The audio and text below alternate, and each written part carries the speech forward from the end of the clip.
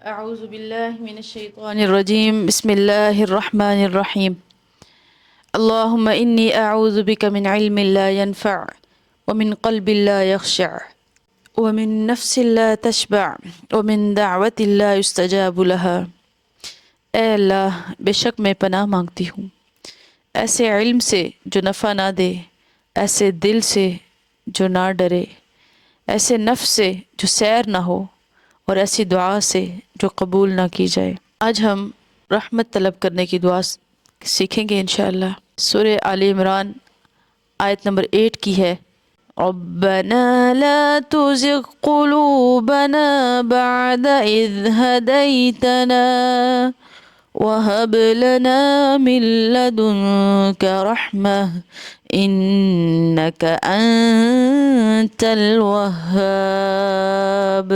ربنا، اے ہمارے رب، لا نہ، تزغ، تو ٹیڑھا کر، قلوبنا ہمارے دلوں کو، بعد اس کے، اذ جب، ہدیتنا ہدایت دی تو نے ہمیں، وہب اور عطا کر، لنا ہمارے لیے، من لدوں کا اپنے پاس سے، رحمتن رحمت، انکا بے شک تو، انتا تو ہی ہے، الوہاب بہت عطا کرنے والا۔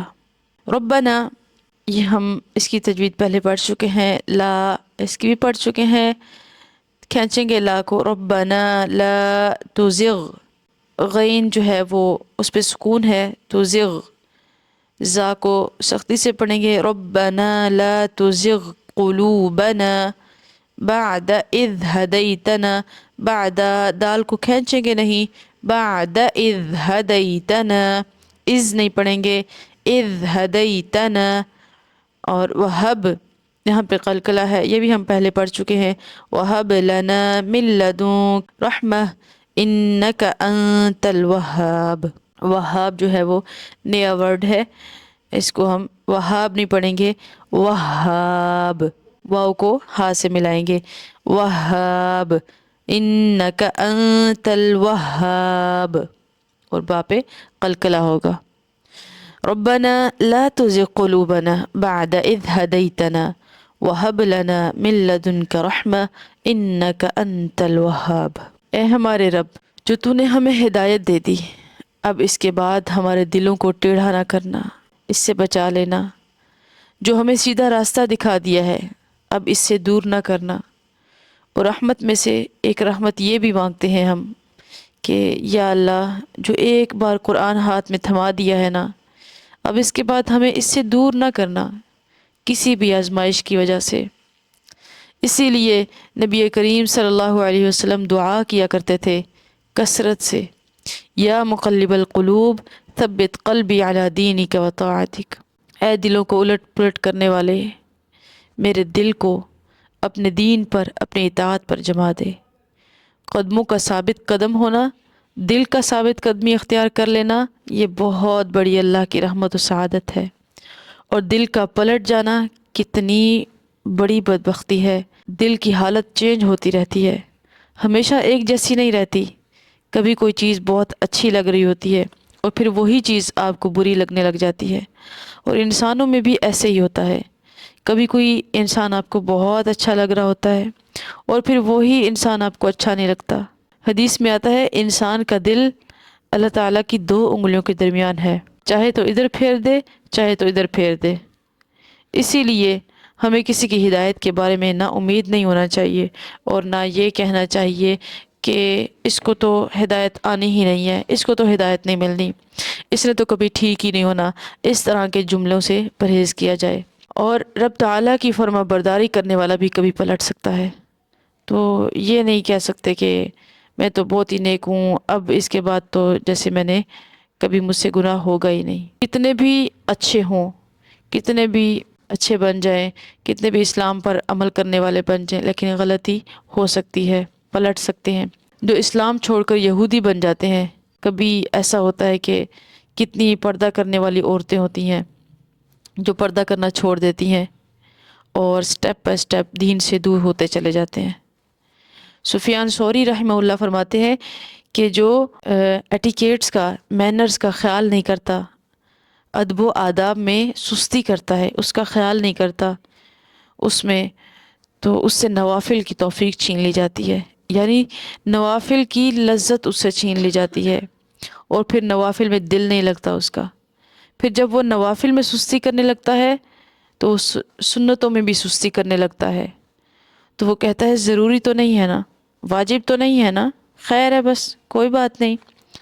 اور جب وہ سنتوں میں ڈنڈی مارنے لگتا ہے تو فرائض بھی اس سے چھوٹنے لگتے ہیں، اور پھر دیکھیں جب فرائض چھوٹنے لگتے ہیں تو پھر انسان کہاں سے کہاں نکل جاتا ہے۔ اللہ تعالی ہم سب کو محفوظ فرمائے۔ ایک بار ہدایت مل جانے کے بعد اس پر استقامت کا مل جانا، پھر یہ بہت بڑی رحمت ہے، بہت بڑی بات ہے۔ تو ہمارا دل جسم کا سب سے اہم حصہ ہے، حدیث میں آتا ہے جس کے تابع ہمارے سب اعضاء ہیں۔ حدیث میں آتا ہے ان فی الجسد لمضغہ اذا صلحت صلح الجسد کلہ واذا فسدت فسد الجسد کلہ الا وہی القلب۔ خبردار رہو، جسم میں ایک لوتھڑا ہے، جب وہ ٹھیک رہتا ہے، وہ درست رہتا ہے تو سارا جسم درست رہتا ہے، اور اگر وہ بگڑ جائے تو سارا جسم بگڑ جاتا ہے۔ الا وہی القلب، خبردار رہو، وہ ایک دل ہے، وہ دل ہے۔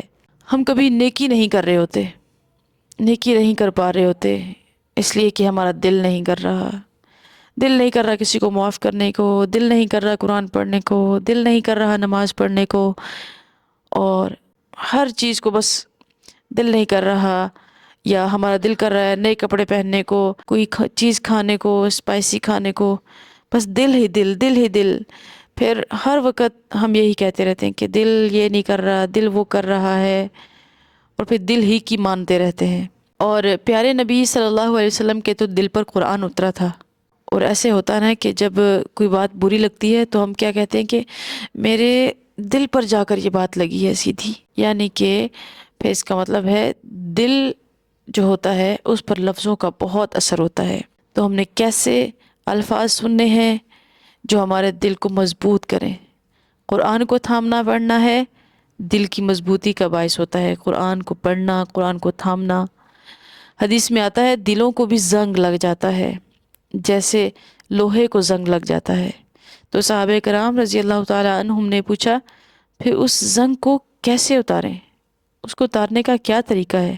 فرمایا قرآن کی کثرت سے تلاوت کرنا اور موت کو کثرت سے یاد کرنا، دعا بھی کرنی ہے اور کام بھی کرنے ہیں، تو دونوں کام انشاءاللہ کرنے ہیں، تب جا کے انشاءاللہ ہمارا دل ٹھیک رہے گا انشاءاللہ۔ ربنا لا تزغ قلوبنا بعد اذ هديتنا وهب لنا من لدنك رحمة إنك أنت الوهاب۔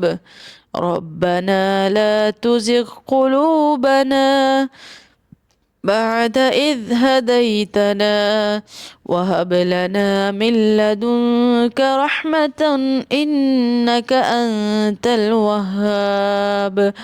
ربنا لا تزغ قلوبنا بعد إذ هديتنا وهب لنا من لدنك رحمة إنك أنت الوهاب۔ سبحانك اللهم وبحمدك أشهد أن لا إله إلا أنت أستغفرك وأتوب إليك۔ اللهم صل على محمد۔ سبحان ربك رب العزة عما يصفون وسلام على المرسلين والحمد لله رب العالمين۔ السلام عليكم ورحمة الله وبركاته۔